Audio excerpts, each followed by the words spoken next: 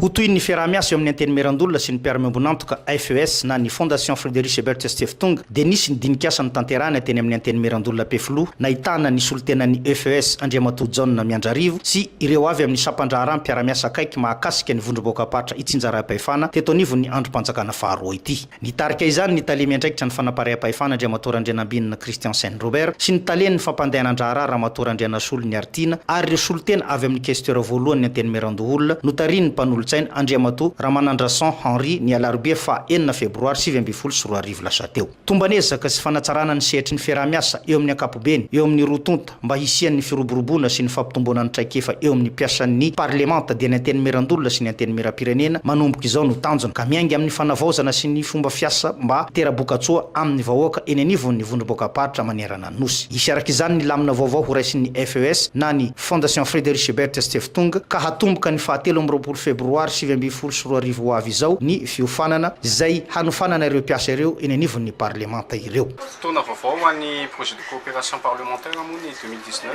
ary avaozana arak'izay ihany koa ny fiarahamiasa amin'ny anteny Merapirenena sy ny anteny Merandolona. Anisan'ny tanjona vaovao niraisina tao anatin'ny tetikasa dia ny fanamafisana ny anteny Merarotonta ao amin'ny administration, zany hoe rehefa tonga ny élu, rehefa tonga ireo solombavam-bahoaka na ny olona vaovao dia manana institution matanjaka tsika. Ka noho izany manao fanamafisana traikefa ho an'ny administration na ny direction isaky ny ambaratongany mba hanatsarana ny fomba fiasan'izy ireo anatiny ao. Ohatra hoe zao ny ao amin'ny direction ny décentralisation tsara ny manamafy ny traikefan'izy ireo amin'ny formation toy ny technique d'analyse, ny technique d'enquête, méthodologie d'enquête, ny technique d'archivage satria ireo olona izay mitady document ireo dia mitodika any amin'iry zareo satria misy ny service de documentation, misy ihany koa ny tanjona ny service ny collectivité territoriale manokana izay regroupé any information rehetra mahakasika ny commune eraky ny Madagasikara dia anjara andraikitry ny ao amin'ny projet de coopération parlementaire ny manohana an'izy ireo anatin'izay hetsika lehibe ataon'izay.